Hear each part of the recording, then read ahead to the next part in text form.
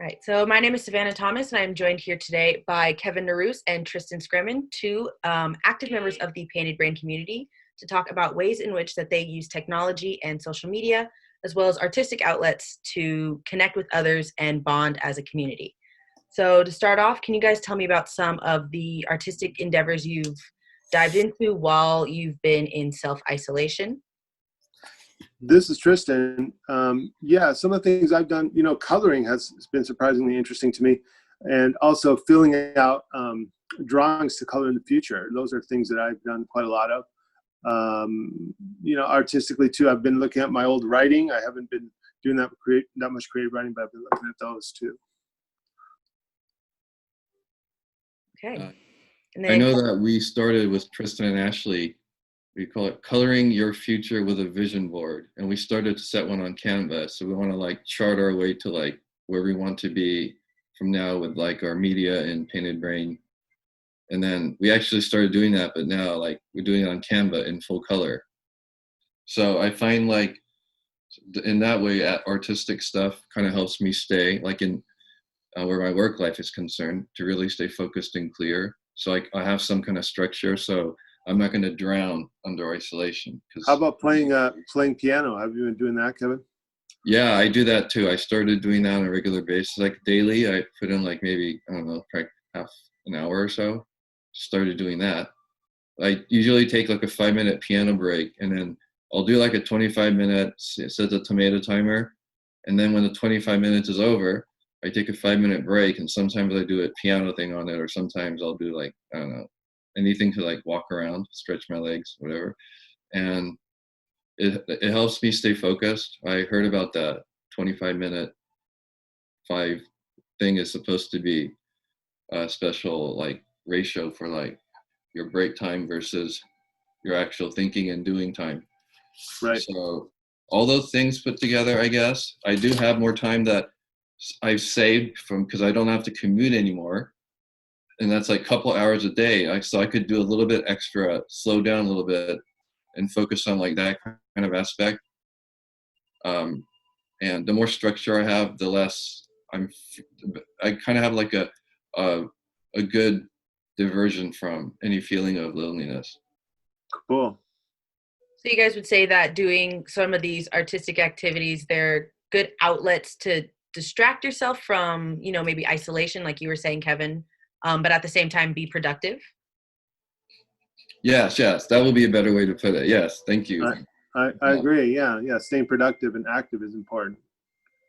Both, not just one.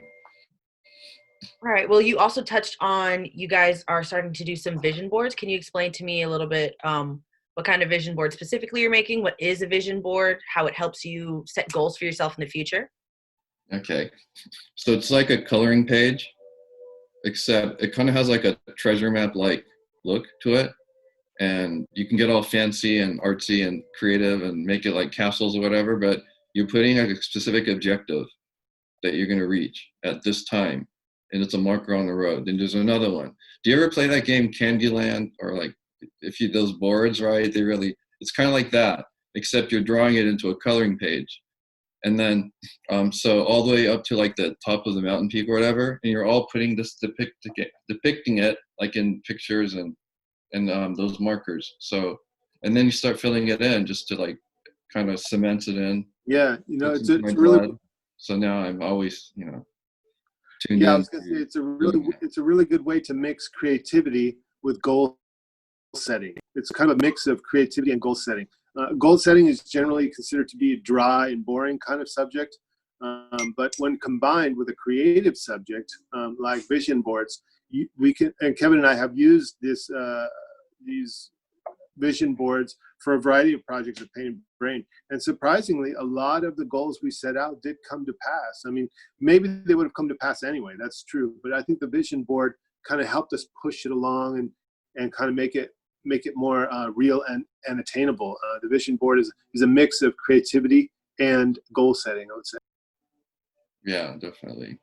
And then do you guys have any specific examples of vision boards that you've used in the past that have helped some of your goals come to fruition?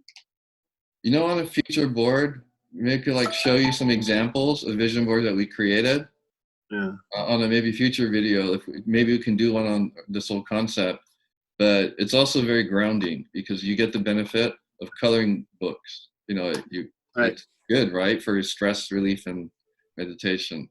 On top, Yeah. Just to answer some of your questions, Savannah, we did make a vision board about getting an intern from Annenberg, and you came along, and so we completed that vision. We also created a vision about Kevin had that idea, absolutely, and I've been kind of more like Kevin's assistant and trying to help come to pass some of these ideas, especially around media. We've had other ideas about having a certain amount of followers. We've had ideas about producing certain kinds of content, and not all of them have come true, but a lot of them have come true.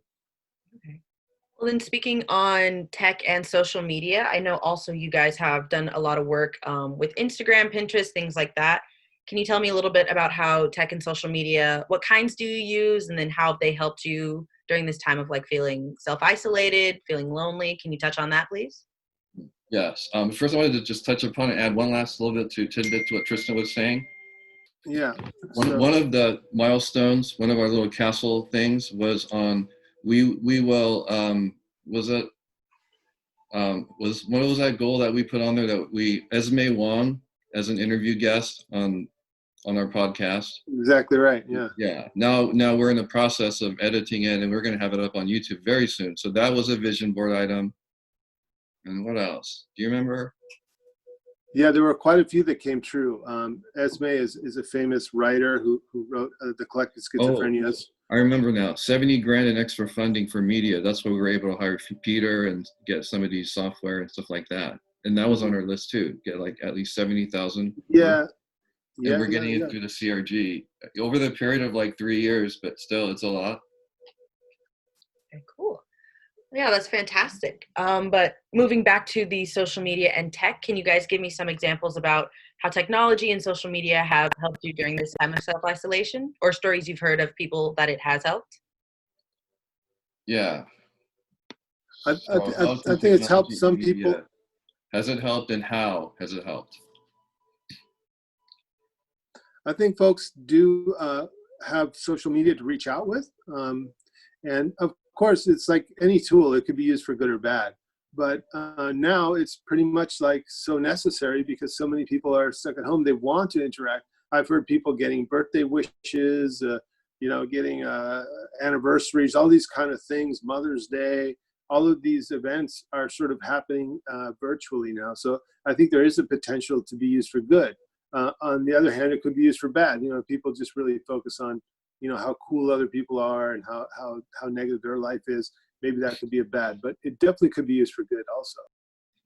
Yeah, I know there's a lot of thousands of Facebook groups that are support groups for like depression or recovery, addiction, all sorts, thousands, I know.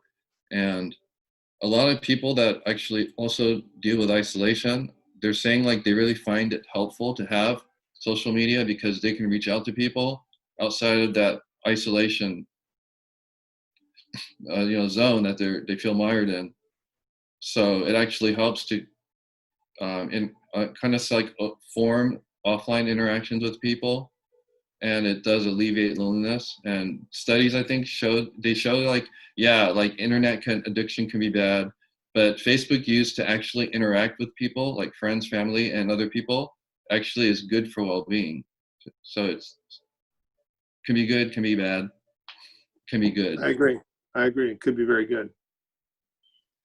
All right. Well, I think we're about to run out of time. We've got about 2 more minutes. So do you guys have any parting comments about specifically the type of social media and tech that Painted Brain is going to be utilizing in the future? I know we have a couple webinars that are going to be up reoccurring every single week that help with anxiety, depression, loneliness, self-isolation in the COVID-19 pandemic. Can you touch a little bit on that? Tell me a little about how those work. Yeah, I think that, staying connected right now is very important. Painted Brain has a very vast web page. We have a YouTube channel. We have all the social media, Facebook. We have Facebook groups. We have online groups, specifically on Zoom. We have if you go to our webpage, you'll see a calendar of the groups, including community meeting, a couple of groups I'm doing. But there is, Painted Brain does have a big response, big electronic response to isolation. So I encourage folks to connect that way. Yeah, and we have quite a variety too. I know there's the arts and empathy workshop. There was the job group, or there was like a life skills something. It's all different like types online, all on Zoom. Yeah, and we look also on our do tech webpage, meetings. you'll see. Yeah, and through the Peer Tech project. I don't know, should we talk about the Peer Tech project, or maybe we talk about it into a future thing? Maybe in a future video. I think we're almost out of time. Yeah, all right. That's good then. Cool. Yeah, that's all the questions. So good job. Thanks. Thank you, Savannah. Thank you, Kevin.